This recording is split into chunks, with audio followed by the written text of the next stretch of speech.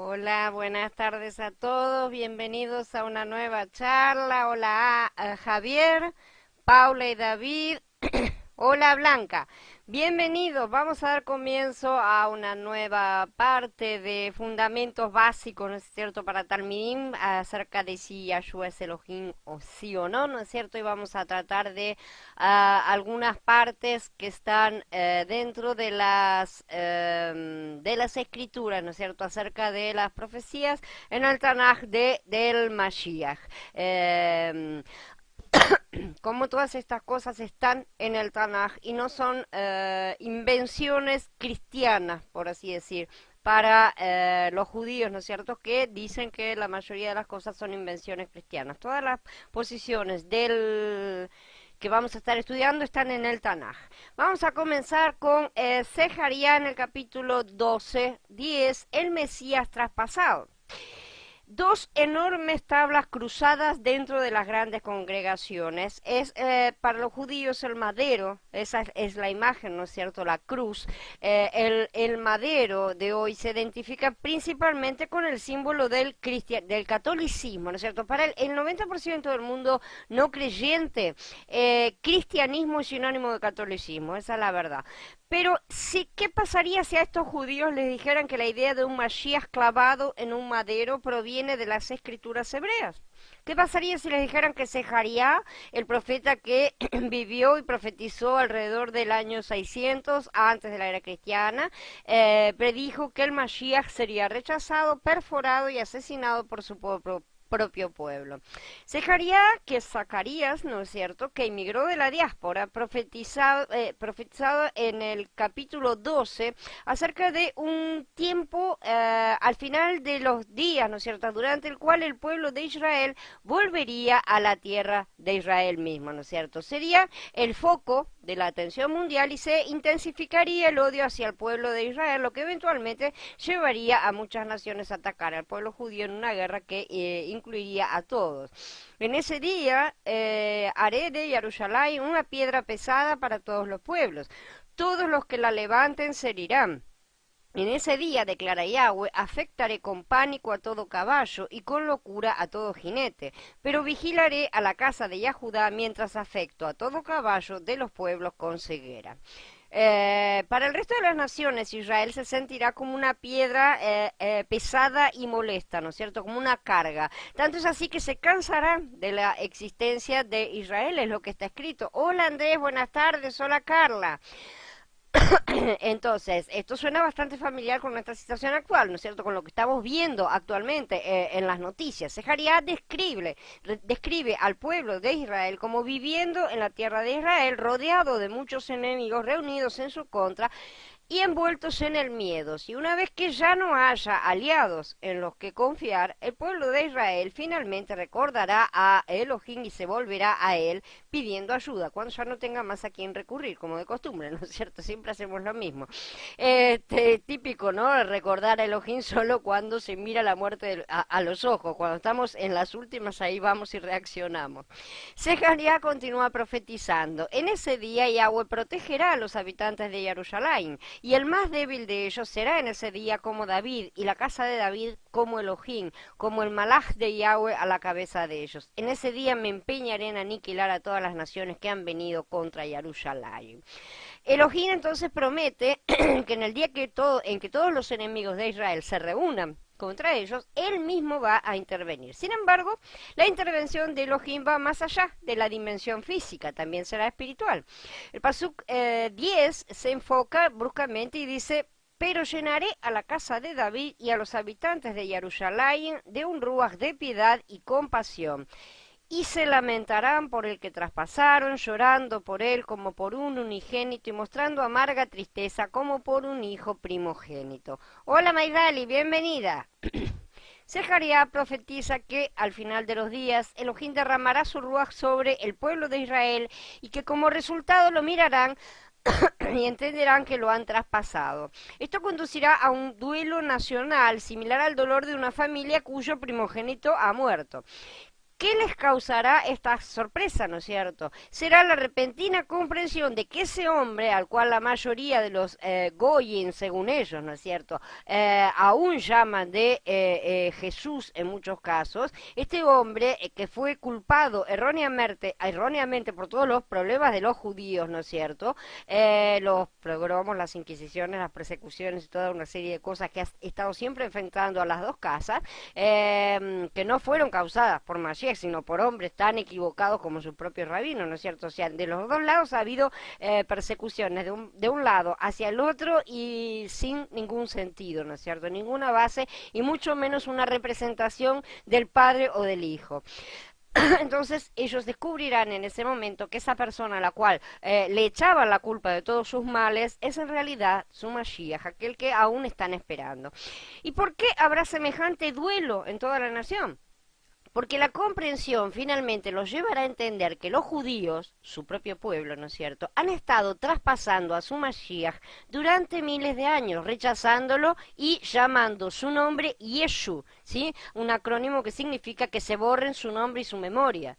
¿Ah? La noción de que los judíos reconocerán a aquel a quien han traspasado es un indicio para nosotros de que hasta ese momento los hijos de Israel no lo han reconocido aún, y que tuvo que sufrir, ser traspasado y morir.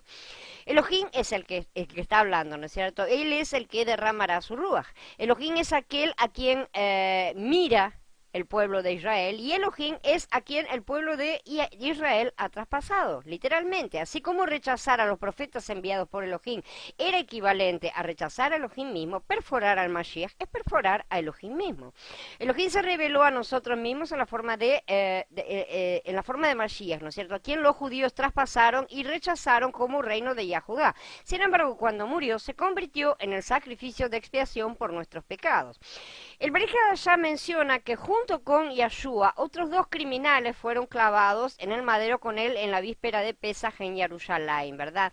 Los líderes religiosos pidieron romper las piernas de los hombres clavados en el madero para acelerar su muerte, ya que no querían que sus cuerpos estuvieran sobre sus maderos, ¿no es cierto?, durante el sábado. Cuando los soldados llegaron a Yahshua, vieron que ya estaba muerto. Como dice en Yahanan capítulo 19, pero uno de los soldados le atravesó el costado con una lanza y de inmediato salió sangre y agua. Es interesante que Yahanan eligiera mencionar, ¿no es cierto?, justamente este pequeño detalle. Tanto sangre como agua salieron de Yahshua.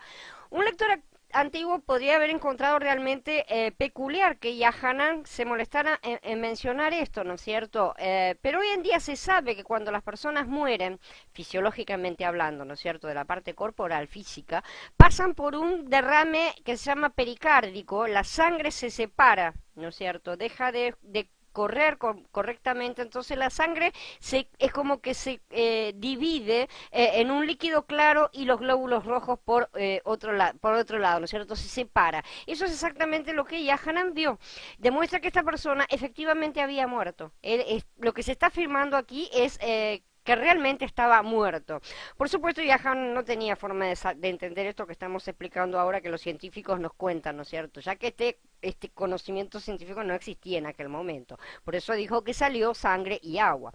Por cierto, la profecía de Zacarías se cita más adelante también en el Brit Hadashah, en el libro de Gilgalut, ¿no es cierto? El primer capítulo cita a Zacarías en ese exacto contexto, ¿no? El regreso de Yahshua, el Mashiach, y el reconocimiento del pueblo de Israel hacia el Mashiach que han traspasado y rechazado. Miren que viene con las nubes y todo ojo lo verá, aun los que lo traspasaron. Todas las tribus de la tierra se lamentarán a causa de él. Sí, amén. Gilgalut 1:7.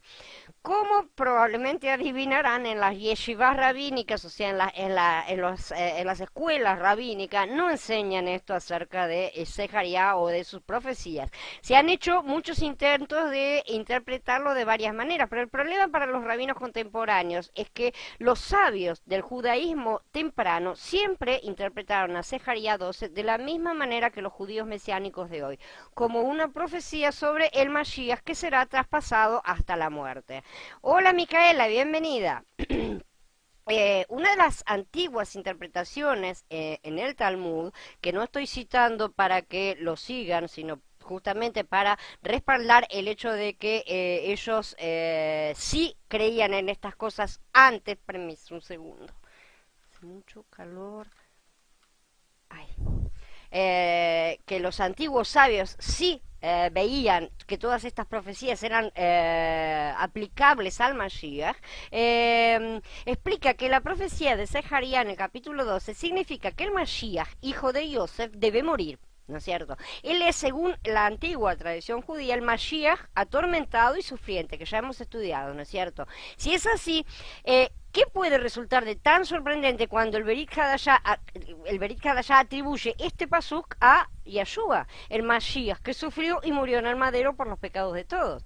Es bastante evidente justamente, ¿no es cierto?, la relación que hay. Pero los rabinos prohíben, bajo maldición de no entrar en el mundo venidero, que los judíos lean el Berit Hadashah y llenan las redes y pueden mirar en las páginas antimesiánicas, ¿no es cierto?, las mentiras que dicen que dice el Nuevo Testamento, ¿no es cierto?, el Berit Hadashah. Y lo hacen hablar completamente mal de los judíos y un montón de cosas, tratando de abrir esa brecha entre las dos casas, de no dejar que se unan, no permitir tampoco que los judíos vayan y vean por sí mismos qué es lo que dice el Nuevo Testamento. Entonces, el problema es que ellos no permiten que los fieles puedan acceder a la verdad, para solamente sustentar sus propias teorías retorcidas. El Talmud de Babel dice, en el Tratado Sukkah, uno sostiene que se refiere al Mashiach, el hijo de Yosef, que fue asesinado, lo que está escrito en Zeharia 12. O sea que ellos aceptan que el Mashiach deberá ser asesinado y que la profecía de Zeharia se refiere al Mashiach. Cuando me miren, a quien han traspasado lo llorarán como a un unigénito. Incluso Rashi, que es un comentario que anda dando vueltas por la red y es bastante utilizado por los mesiánicos actualmente. Yo no lo recomiendo del todo porque es completamente judío, entonces tiene cosas interesantes, pero tiene cosas que son judías, digamos, ¿no es cierto?, que no van en contra de Mashiach. Pero es un comentario que es bastante fácil de encontrar en la red. En su comentario sobre el tratado, ¿no es cierto?, interpreta la profecía de Zeharia y admite que la tierra se lamentó en la profecía de Zeharia y profetizó para el futuro que llorarían al Mashiach, el hijo de Yosef que fue asesinado. Entonces él está diciendo que esa profecía se refiere a un Mashiach que sería asesinado. El rabino Moshe Al-Sich también comenta este pasaje. Estamos citando cosas para mostrar lo que ellos creen. Cuando me miren, me mirarán con completo arrepentimiento al ver que el que han traspasado es el Mashiach, hijo de Yosef, quien asumirá todas las faltas de Israel sobre sí mismo. Vean el concepto. Acá tenemos el concepto de salvación, además, expresado por un rabino. El Mesías, en el cual creían, asumiría todas las faltas de Israel sobre sí mismo. Él tendría que tener la capacidad de poder redimir al pueblo de Israel. Esto lo veremos también, la parte de la redención la vamos a ver más adelante. Es muy importante ver los conceptos que tenían en la antigüedad. Este mismo rabino también dice que el Mashiach acepta voluntariamente su tormento, y dice, porque él mismo quiere soportarlo, y pensamos que no lo había asumido, solo herido, golpeado por Elohim y afligido, ¿no es cierto?, citando a Yesaya. Pero cuando llegue el momento en que él se revele en toda su gloria, entonces todos verán y comprenderán cuán grande es el poder de aquel que sufre tormento por la generación. Basó esto entonces en Yesaya capítulo 53, que es otro capítulo muy importante acerca del Mashiach sufriente, ¿no es cierto?, lo que va a sufrir, que será rechazado y que morirá, que lo vamos a estudiar ahora. La profecía de Yesaya 53 enseña que el Mashiach debe morir, ¿no es cierto?, que morirá, y la profecía de Zeharia nos enseña cómo morirá el Mashiach. a través de la perforación, ¿no es cierto? La profecía de Zacarías sobre el Masías traspasado se corresponde no solo con la de Yesaya que vamos a ver del capítulo 53, sino también con la profecía del rey David en Mismor 22, que ya estudiamos, ¿sí? Nadie puede ocultarnos estas cosas, ni a nosotros ni a nuestros hermanos yahuditas, a menos que le demos permiso a los sabios, a sus propios ojos que existen en todas partes. Vamos a hablar acerca de la profecía ocultada de Yeshaya. El historiador judío del siglo XVII, Rafael Leví, admitió que mucho tiempo atrás los rabinos solían leer Yeshaya 53 en las sinagogas. Pero después de que el capítulo causara discusiones y gran confusión, los rabinos decidieron que lo más simple sería sacar esa profecía de las lecturas de la Haftará, que es una lectura de una porción de los profetas que siga la lectura de las Parashá, ¿no? Que es una porción de la Torah, que eso es lo que hacen en los Shabbat en las sinagogas, ¿no es cierto? Simplemente elimina esa profecía de la lectura de la Haftará, dice. Es por eso que hoy cuando se lee Yeshaya 52, el lector que está en la sinagoga, que está leyendo eso, se detiene en la mitad del capítulo y a la semana siguiente se pasa directamente a Yeshaya 54. El capítulo 53 ha sido completamente eliminado y los fieles judíos no saben ni de qué se trata.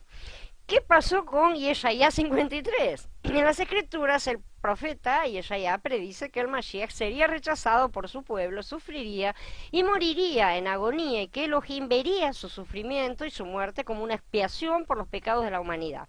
Yeshaya vivió y profetizó alrededor del año 700 antes de la era común.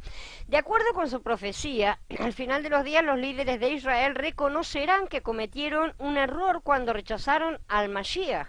Cosa más clara, no sé qué es lo que hay que decirle, ¿no es cierto?, a los judíos. Por lo que Yeshaya puso la profecía en tiempo pasado. También usó la tercera persona del plural, nosotros, ¿no es cierto? Porque se veía a sí mismo como parte del pueblo de Israel.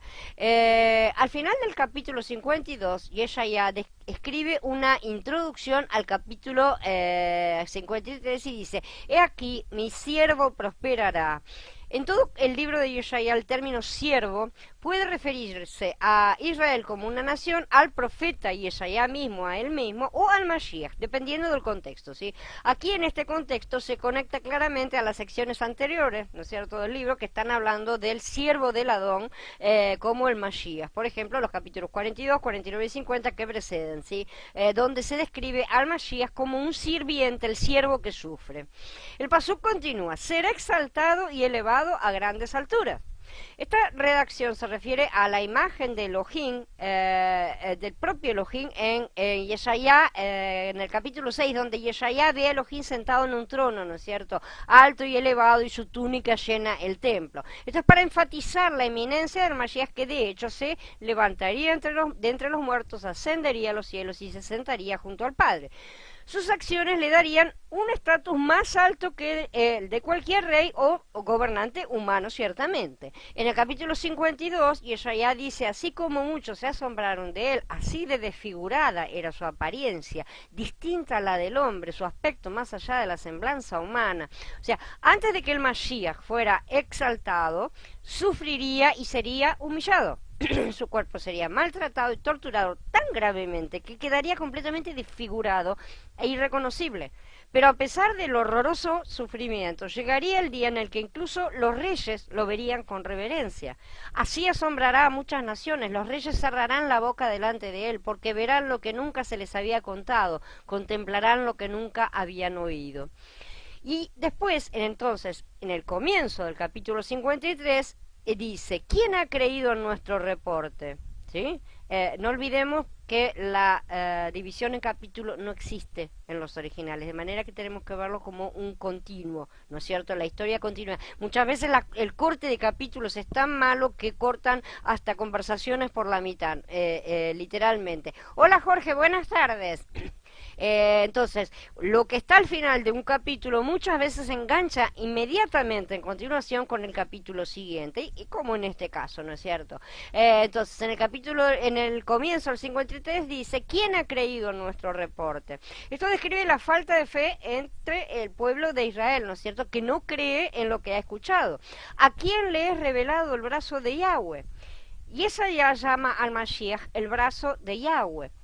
Anteriormente en el capítulo 40, y ella ya declara que el brazo del Adón gobernaría por él. Dice: aquí viene Yahweh Elohim con poder, y su brazo gobernará para él. Nuevamente tenemos esa cosa de la personalización de partes, ¿no es cierto? El nombre como una persona, el brazo como una persona. Siempre, todo esto está siempre relacionado al propio Mashiach. Y los antiguos sabios lo interpretaban exactamente de esta manera. En los siguientes capítulos profetiza que los judíos lo van a rechazar y que los gentiles pondrían su esperanza en el brazo del Adón, más claro, agua, y el brazo de Yahweh los redimiría y traería salvación. Dice: ¿por qué no había nadie aquí cuando vine? ¿Por qué cuando llamé nadie respondió? ¿Es mi brazo muy corto para redimir? Está en el capítulo 50 de Yeshayahu. En el 51 dice: mi justicia está a la mano, mi salvación saldrá como luz, y en mi brazo los goyim confiarán. Las islas están poniendo su esperanza en mí, confiando en mi brazo. Despierta, despierta, vístete de esplendor, oh brazo de Yahweh, despierta como en los días de antaño, como en generaciones pasadas. Fuiste tú el que despedazó a Rahab, el que hirió al monstruo marino. Yahweh desnudará su santo brazo a la vista de todas las naciones, y los mismos confines de la tierra verán la victoria de nuestro Elohim. Este está también en el capítulo 51. Ahora entonces, en el 53, y ella ya revela que el brazo del Adón, el brazo de Yahweh, es en realidad el Mashiach, ¿sí? El Mashiach es una gran parte de Elohim mismo. Mashiach es la manifestación de Yahweh, porque ha crecido por su favor como un retoño, como una raíz en tierra árida. No tiene forma ni belleza para que lo miremos, ningún encanto para que lo hallemos agradable.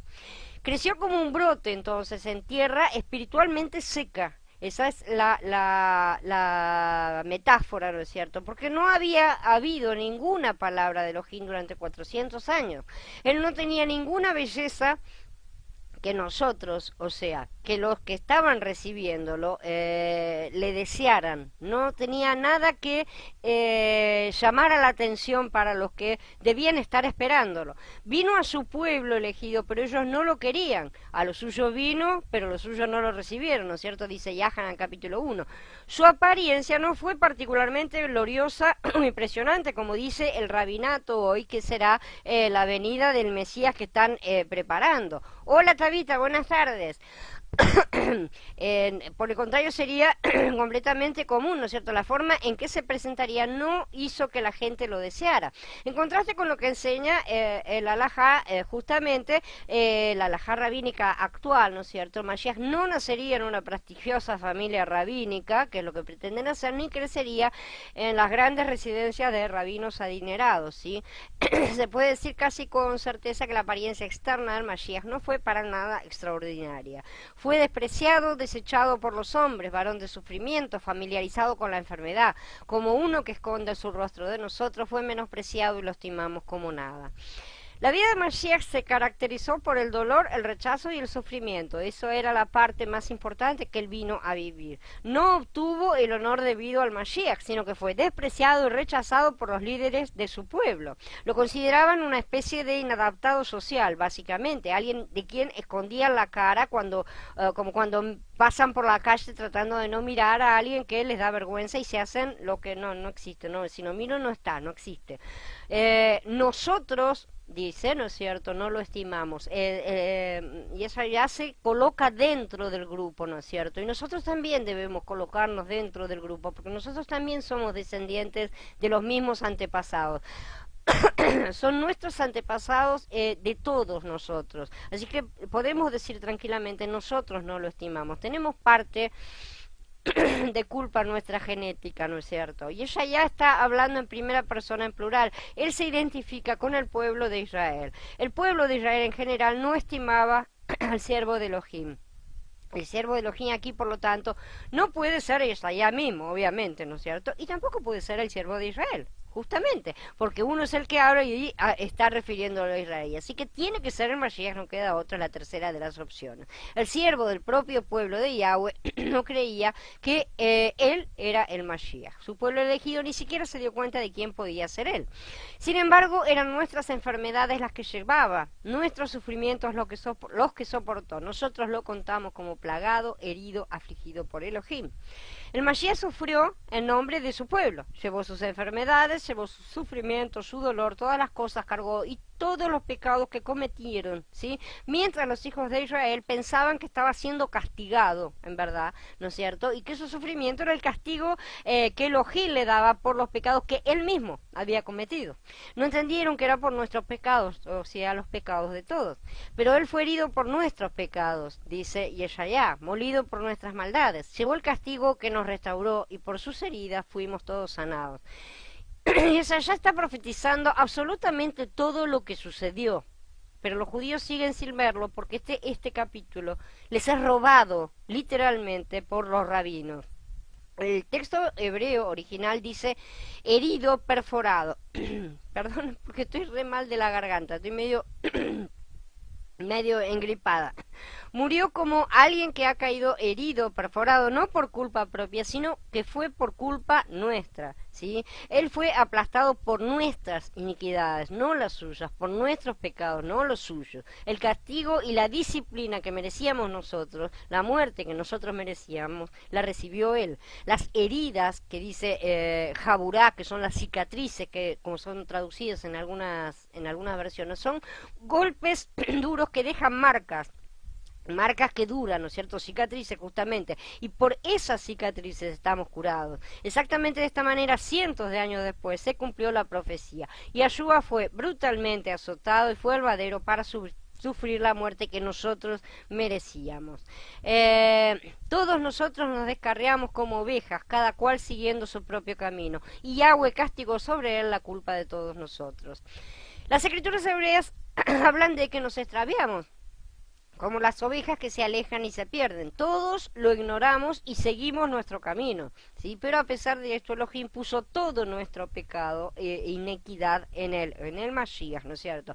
Él fue maltratado, sin embargo fue sumiso, no abrió su boca, como un cordero llevado al matadero, como una oveja muda delante de sus trasquiladores, él no abrió su boca. Fue explotado, maltratado, se le quitó la dignidad, el derecho de un juicio justo, fue afligido, fue torturado, pero no abrió la boca. Él no se defendió. Esto demuestra que no se resistió a su injusta sentencia y él sabía perfectamente que era completamente injusta, pero a eso había venido y iba a cumplir su parte hasta el final.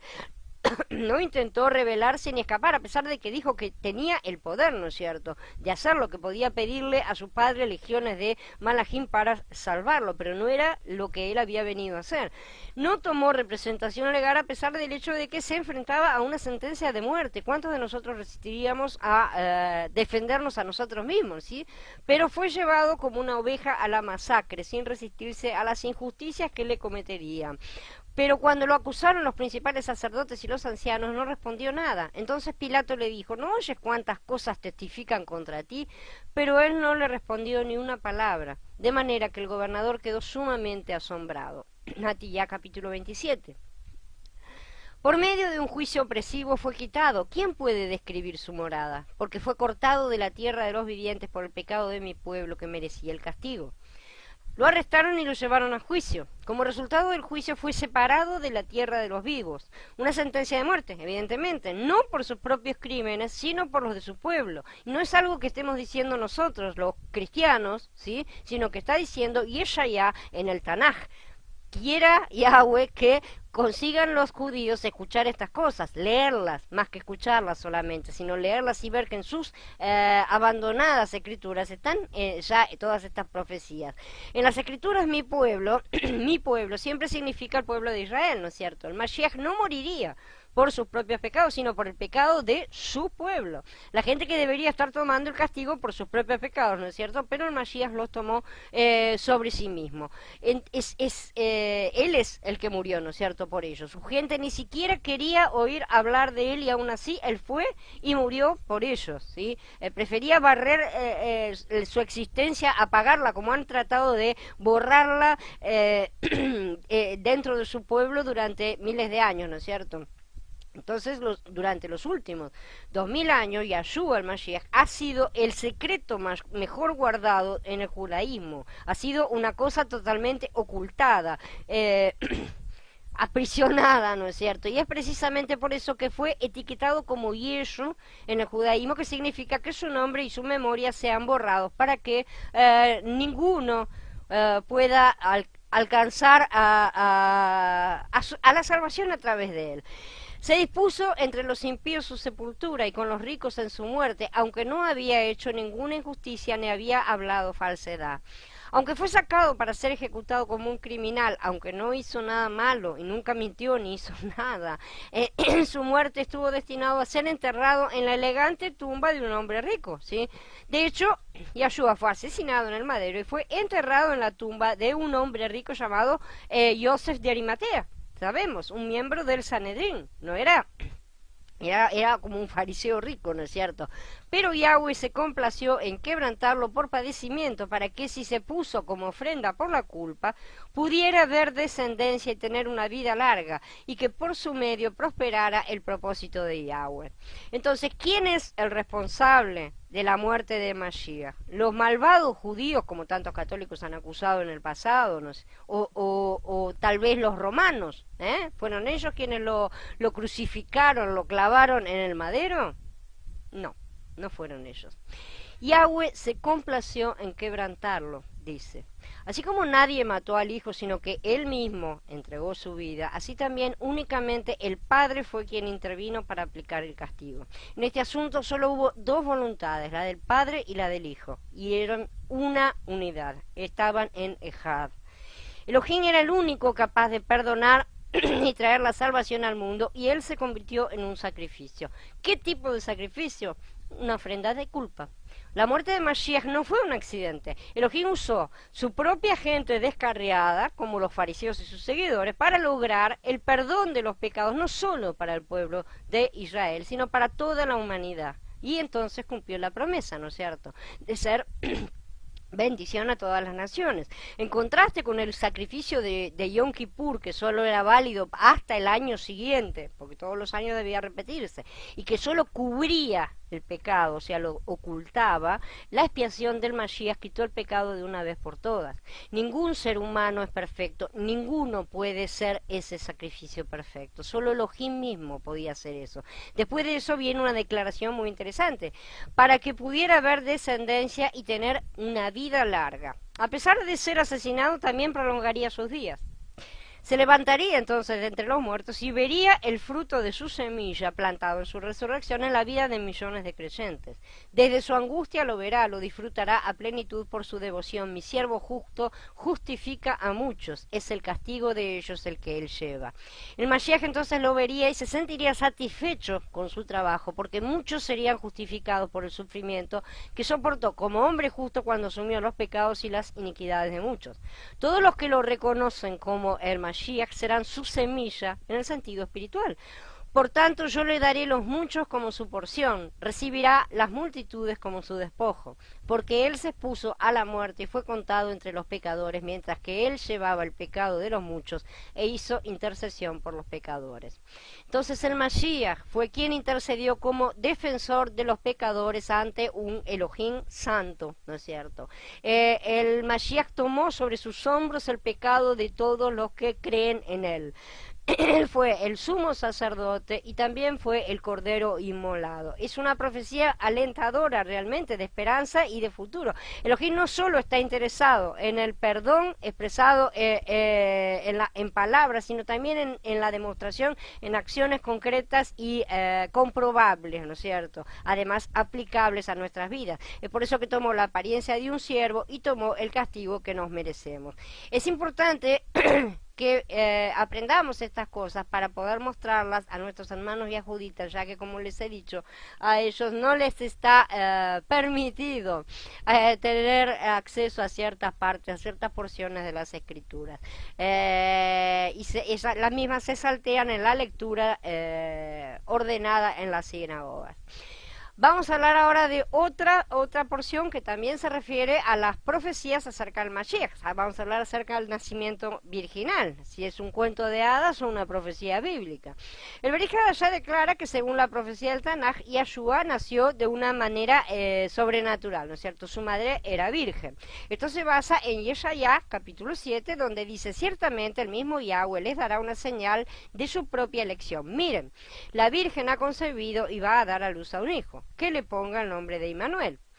El rabino Yosef Mizrahi intentó desafiar la afirmación del Brit Hadashah y dijo: nunca en la historia alguien interpretó la palabra alma como virgen. ¿Sí? La palabra alma es la que aparece justamente aquí. La verdad es que muchos rabinos judíos, incluido Rashi, interpretaron la palabra alma como virgen varias veces. Esa es la verdad, y además es fácilmente comprobable. Pero ¿qué sucede con estos eruditos? ¿Qué es lo que hacen? Ellos afirman una cosa y la gente dice: él debe saber. Y nadie va a verificar, y entonces en ese sentido queda ahí, queda encerrado el asunto, ¿sí? Entonces todos creen en lo que acaba de afirmar, pero si vamos a verificar y vamos a mirar un poco, y algunos investigan, gracias al Padre que levanta personas que investigan y ven esas cosas, descubren que justamente sí, hay muchos rabinos que han interpretado la palabra alma como virgen, ¿sí? Varias veces, como vamos a explicar, pero los rabinos dicen que el concepto del nacimiento virginal es paganismo puro. Ellos aseguran eso. ¿Creen que Elohim no tiene el poder para hacer que una mujer virgen conciba a un hijo por medio de algo que no sean las relaciones sexuales? ¿Será que le están limitando el poder de Elohim? A pesar de que realmente existe la palabra Betulá, que también se traduce como virgen, ¿sí? Lo cierto es que Yeshayá utilizó la palabra alma, una doncella, ¿sí? Que es una mujer joven, específicamente soltera. Por lo tanto, de acuerdo a la cultura, ¿no es cierto?, y a los mandamientos de Elohim durante los tiempos bíblicos, una joven que nunca hubiera estado casada sería considerada evidentemente virgen, ¿no? O sea, era algo que se desprendía por sí mismo, ¿no es cierto? Por lo tanto, el uso de la palabra alma en lugar de Betulá en ese pasuk, que es la profecía con respecto al nacimiento de Mashiach, en realidad confirma el hecho de que Mashiach debía llegar a través de un nacimiento milagroso. Una doctrina esencial como el nacimiento virginal, porque es muy básica, no puede basarse en un único pasuk, ¿sí? Pero lo que es importante entender es lo que está sucediendo en el contexto justamente de este importante capítulo que vamos a ver. Vamos a analizar el contexto de la profecía. Yeshaya 7 comienza con una descripción del rey Acaz, hijo de Jotam, hijo de Usías, que es rey de Yahudá, ¿sí? Como Acaz no confiaba en Elohim, sabía que no tenía posibilidades de ganar por su cuenta, y se dirigió entonces al rey de Asiria, a Tiglat-Pileser III, para pedirle ayuda. Fue a hacer una alianza con los paganos. Debido a esta actitud, Elohim envió al profeta Yeshaya junto con su hijo Shear-Hashub a ver a Acaz. Le dijo antes que llevara al niño, o sea, dice: pero Yahweh le dijo a Yeshaya: sal con tu hijo Shear-Hashub al encuentro de Ahaz al extremo del acueducto del estanque de arriba, por el camino del campo del lavador. El propósito de la profecía era recordarle a Acaz y a su pueblo que las vidas de todas las personas están en las manos de Elohim y que todos deberían creer y confiar en él. Y ella ya profetiza en los pasukim del 7 al 9 que el plan de los dos reyes que planean matar a Acaz y establecer un rey títere en su lugar iba a fallar, ¿sí? Iba a fallar realmente. Acaz, rey de Yahudá, ve frente a él a los ejércitos de Aram y de Israel que están planeando destruirlo, ¿sí? De Israel, del reino del norte. Sin embargo, frente a todo esto, el profeta Yeshaya le promete a Acaz que ellos caerán. La capital de Efraín es Shomrón, y el caudillo de Shomrón es el hijo de Remalyahu. Pero dentro de 65 años, Efraín será destrozado como pueblo. Pero ustedes no creen porque no se puede confiar en ustedes.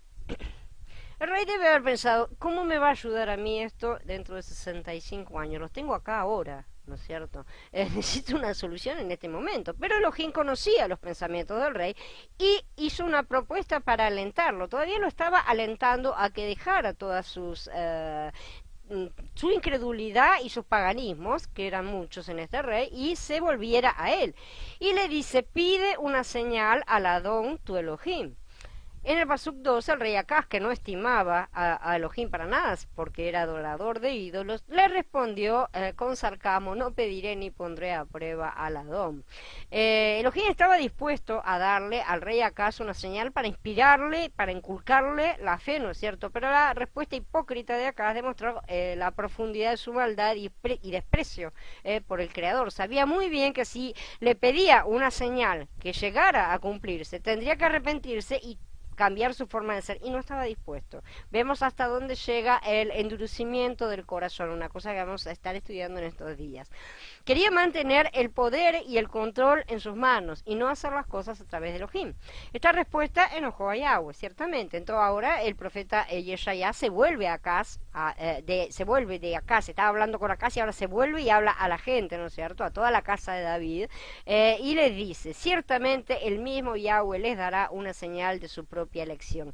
Miren, la Virgen concebirá y dará a luz un hijo, le pondrá el nombre de Immanuel. En los siguientes pasuquín vemos que este va a ser un periodo difícil para el pueblo de Israel. El profeta dice que él comerá cuajada y miel. ¿Esto suena bien? Muchos comentaristas han dicho que maravilla, él va a comer cuajada y miel, y qué cosa rica, ¿no es cierto? Manteca y miel se traduce en muchos lugares. Pero esto no era así en los tiempos bíblicos. Shalom, Estrella, bienvenida. No era así realmente en los tiempos bíblicos. La cuajada es un subproducto de la leche, y en cuanto a la miel, en aquellos días las personas tenían que ir al bosque, o sea, no se cultivaban abejas, ni panales, ni nada, ¿no? Ese tipo de alimentación estaba reservada para los que vivían de forma muy austera. Vemos que la miel es una de las cosas que comía Yahanan en el inmersor cuando estaba en el desierto, ¿no es cierto?, junto con langostas. O sea que no tenía una alimentación así, no era una cosa que fuera buena en sí, sino que comería si encontraba. Una cosa así sería entonces. Así que no era una buena profecía, ¿sí? De hecho, Yeshua nació en un momento en el que el pueblo de Israel suspiraba bajo la ocupación romana, ¿no es cierto? Sabemos, ahora se revela por qué Elohim le pidió a Yeshaya, un poquito antes, ¿no es cierto?, que trajera a su hijo, a Shear Hashub con él, ¿no es cierto?, porque no tenía por qué llevarlo a una reunión con el rey. Sin embargo, Yahweh lo dijo específicamente que lo llevara. En este punto, el profeta Yeshaya se vuelve hacia el rey Acaz, señala a Shear Hashub y le dice, porque antes de que el niño sepa rechazar lo malo y escoger lo bueno, la tierra de los dos reyes a quienes tienes miedo será abandonada. Y eso ya continúa describiendo al hijo prometido del Alma, ¿no es cierto?, que va a venir de la doncella, como Emmanuel. Él será bueno y perfecto, rechazará el mal y solo elegirá lo que es bueno, porque antes de que el niño sepa cómo rechazar el mal y elegir el bien, ¿no es cierto?, dice. Eso significaba que antes de que el hijo de Yeshaya supiera discernir entre el bien y el mal, los dos reyes que tanto temía, estaba teniendo miedo a Acaz y la gente de Judá, serían sacados de la tierra. Efectivamente, 2 años después, esos dos reyes encontraron su muerte. Comprender la profecía hebrea es comprender que contiene patrones y paralelos que se pueden repetir a lo largo de la historia en cumplimientos parciales, ¿sí? Por eso son sombras. Siempre que tienen cumplimiento parcial es una sombra y no el cumplimiento completo, hasta que todos los signos estén en su lugar para el cumplimiento final. El ejemplo del hijo de Yeshaya fue un cumplimiento parcial en ese momento, ¿no es cierto?, que estaba apuntando como sombra al cumplimiento final de Yeshua. Vamos a ver un poquito el significado de la palabra alma. Ahora que se ha desbloqueado un poquito más la comprensión de todo lo que está sucediendo en el capítulo 7 de Yeshaya, ¿no es cierto?, de que tenemos un panorama histórico de lo que estaba sucediendo en ese momento, volvamos al significado de la palabra alma en el Tanaj. Para tomar una decisión sobre el significado de cualquier palabra es necesario examinar el contexto en el que aparece. Eso es bastante básico, ¿sí? Como ya hemos demostrado muchas veces. Y después compararlo con otros lugares donde aparece. ¿sí? Para poder ver cómo es utilizada esa palabra, si realmente significa eso, si está siendo traducida únicamente en ese momento de una forma o no. La palabra alma aparece 7 veces en el Tanaj y el significado es siempre una joven muchacha soltera. Así es, una doncella en el sentido antiguo de la palabra, ¿no es cierto? En Bereshit 24, el siervo de Abraham, Eliezer, viene a Nahor y ora para que Elohim lo ayude a encontrar la esposa adecuada para Yitzhak, ¿no es cierto? Ahí se describe a Rivka y dice, muy hermosa, una virgen a quien ningún hombre había tocado. Más tarde Eliezer se refiere a ella como Alma. Cuando yo estaba parado junto al pozo, dije que la joven, Alma, ¿no es cierto?, que salga a sacar agua y le diga, por favor, déjame beber un poco de agua de tu cántaro, y ahí prosigue todo y sea la elegida, ¿no es cierto? Ciertamente él no iba a pedir una joven que no fuera virgen, obviamente, ¿no es cierto? Después todos los requisitos que Abraham le pidió para tener en cuenta. En Shemot 12 nos dice que la hija de Faraón sacó a Moshe del agua también, ¿no es cierto? La hermana de Moshe, Miriam, se quedó a cierta distancia y observó el evento, sabemos. Después corrió a la hija de Faraón y se ofreció a buscar a una mujer hebrea para amamantar el bebé, y la hija de Faraón respondió sí, de modo que la niña, Alma, fue y llamó a la madre del niño. La descripción de Miriam en el paso 4 atestigua que era una niña y soltera, ya que aún vivía con su padre, y eso es típico de la cultura, ¿no es cierto? Si hubiera sido, si ya no hubiera sido virgen, hubiera sido ex casada o lo que fuere, no estaría viviendo con el padre. Después dice también, 3 cosas son demasiados para mí, 4 no puedo escrutar. ¿Cómo hace un águila su camino sobre el cielo? ¿Cómo hace una serpiente su camino sobre una roca? ¿Cómo hace un barco su camino en alta mar? ¿Cómo hace un hombre su camino en una doncella al mar? Esto está en Mishlei, Proverbios, en el capítulo 30. En Shir Hashirim se mencionan 3 categorías de mujeres que vivían en el palacio del rey, y dice reinas, concubinas y mujeres jóvenes, que es alma en el plural. Las mujeres jóvenes estaban ahí para servir a las reinas y se mantuvieron bajo leyes de pureza, o lo que duraba un año entero, ¿no es cierto? Como si algunos recuerdan el periodo de preparación de Esther, ¿no es cierto? Tenían que ser vírgenes y casarse eventualmente, ¿sí? Por lo tanto el Tanaj siempre usa alma para una mujer soltera que es indispensable al mismo tiempo que sea virgen. Dice Shir Hashirin, hay 60 reinas, 80 concubinas y un sinnúmero de jóvenes mujeres, alma. En Tejilín 68 y 25 las vírgenes, dice que es alma en plural, tocando panderetas menciona. Son mujeres solteras que participaban de la procesión que acompaña al rey al lugar santo. Así que, bueno, ya hemos entendido más o menos que en las escrituras la palabra alma sí puede ser perfectamente traducida como virgen. Otra pregunta que debe considerarse es cómo se entendió la palabra alma en el judaísmo antiguo, ya que son los judíos los que han dicho, no, jamás, nunca se tradujo de esa manera. La Septuaginta es una traducción griega del Tanaj hecha mucho antes, ¿no es cierto?, de la época de Yeshua, y tradujeron la palabra alma de Yeshaya, de este mismo pasú que estamos hablando, como virgen.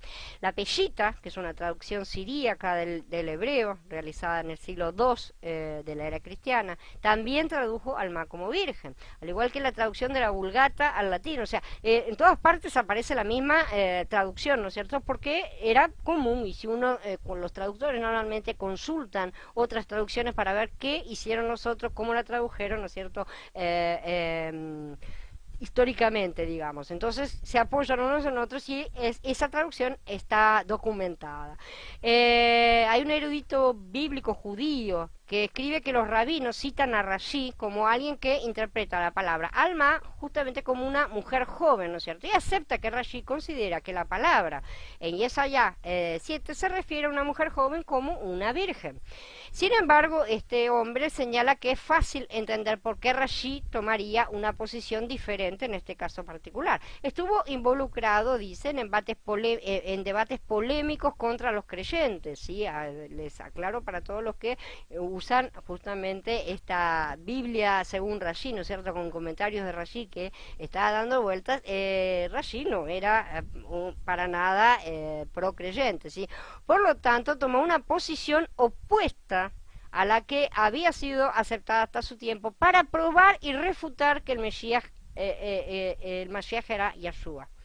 Muchas de estas cosas han hecho muchos rabinos durante muchas épocas, ¿no es cierto? Decir mentiras justamente solo para negar que Mashiach, que Yeshua era el Mashiach realmente. Y de estas cosas, bueno, hoy el Ruach está destapando la olla, ¿no es cierto? Está mostrándonos cada vez más todos estos engaños y tal vez por un comienzo los estamos viendo nosotros porque nos resulta más fácil alcanzarlos, pero también debemos hacer que ellos les lleguen a nuestros hermanos yahuditas, porque son ellos los que están siendo enseguecidos en este aspecto específico.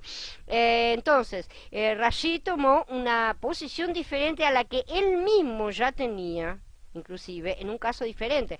Rashi no siempre interpretaba la palabra alma como mujer joven, sino que esta palabra también aparece en el Shir HaShirim y estos pasukim siempre tradujo alma como virgen. En ese caso no hizo la corrección, ¿no es cierto? Entonces es importante tener en cuenta que los antiguos sabios judíos también tenían la creencia de que el Mashiach no tendría un padre biológico, y esto es importante. Y esto es lo que ellos enseñaron. El Redentor, a quien levantaré de entre ustedes, no tendrá padre. Entonces todas estas cosas confirman que las antiguas creencias de los antiguos rabinos, antiguos sabios, no estaban tan retorcidas como lo están actualmente, cómo se retorcieron muy especialmente después de la venida de Mashiach. Después de la venida de Mashiach hubo un endurecimiento de corazón terrible y han hecho de todo para negar que el Mesías fuera Yeshua. Estas son las cosas que vamos a seguir viendo en las Escrituras, que todavía hay unos cuantos más pasajes muy importantes que debemos aprender y donde se nos muestra que verdaderamente la Mashiach cumplió con todas las profecías escritas cuando vino la primera vez y que las partes que faltan serán cumplidas en su segunda venida. Así que en este momento quedo a disposición de ustedes y de las preguntas que necesiten hacer, comentarios. Permiso.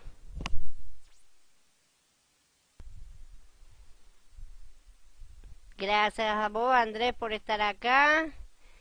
Perfecto, no hay problema. Estas son todas cosas que después vamos a estudiar más a fondo en su momento, ¿no es cierto? Pero son todos puntos para asegurar justamente que Mashiach está reflejado en todas las escrituras y desde el Tanaj, y que todas las cosas que se refieren al Mesías que aparecen en el Antiguo Testamento y después las vemos cumplidas en Mashiach, en el Nuevo Testamento, en el Brit Hadashah, no son invenciones de los cristianos como dicen, como aseguran los judíos. Es importante que sepamos esto para poder rebatir ciertas cosas que ellos dicen.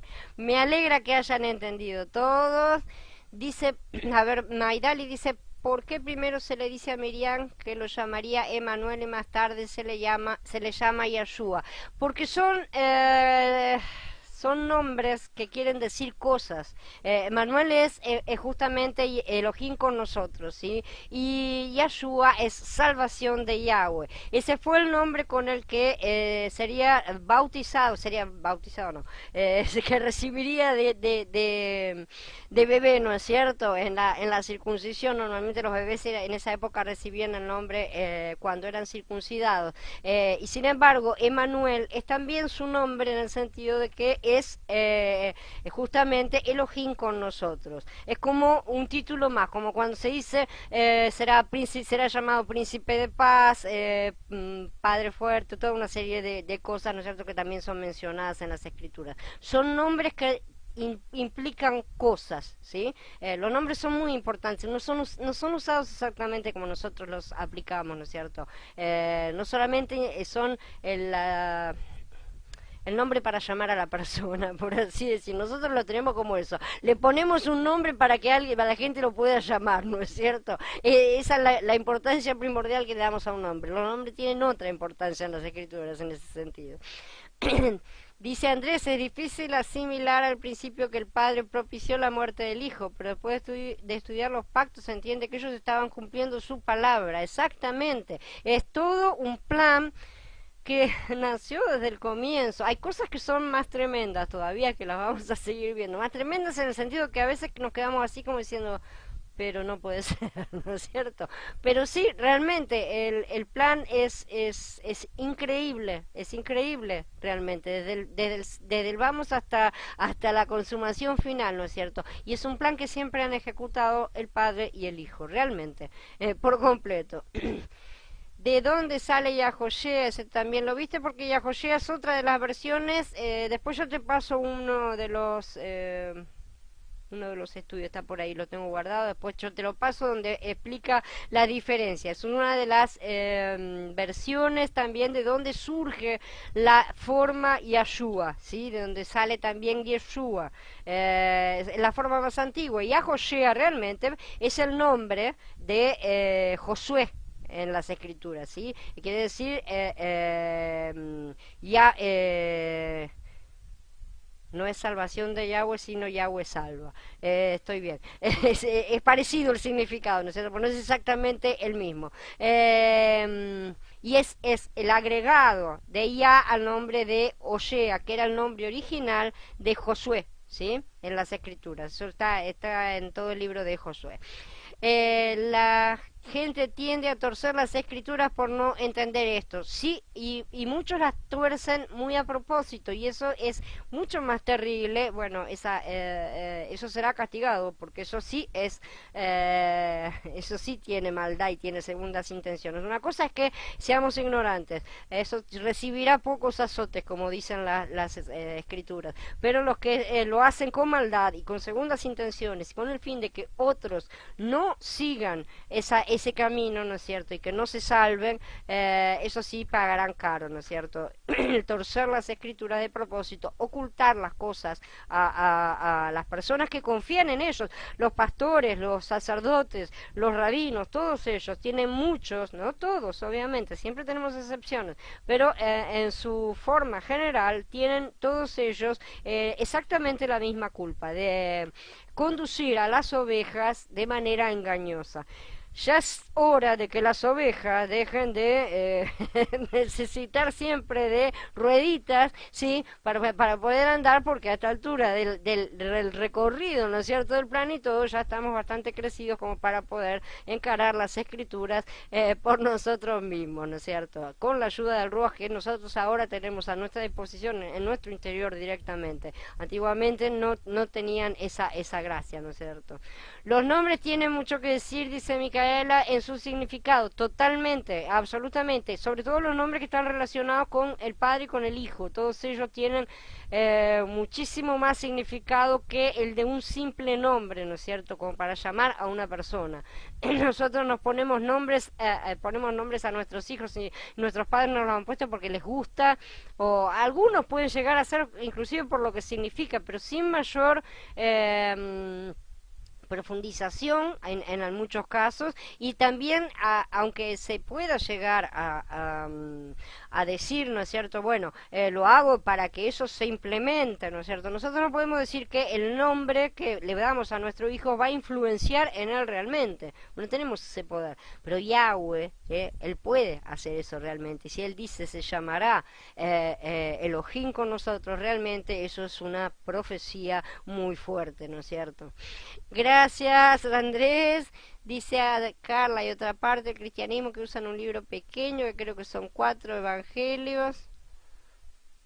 No sé qué parte del cristianismo, la verdad. Hay muchas sectas que utilizan partes y no todo. La verdad que no sé, no tengo la menor idea de de quiénes pueden ser. La mayoría de los que están actualmente utilizan el Mericada ya completo como está, ¿no es cierto? A pesar de que, por ejemplo, los TJ traducen como ellos quieren.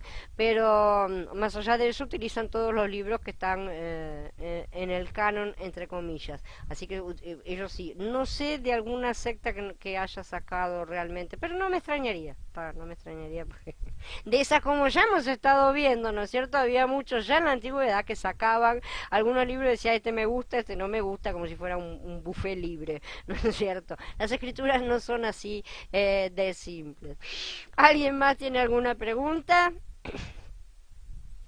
Si no hay más preguntas, los despido a todos hasta mañana.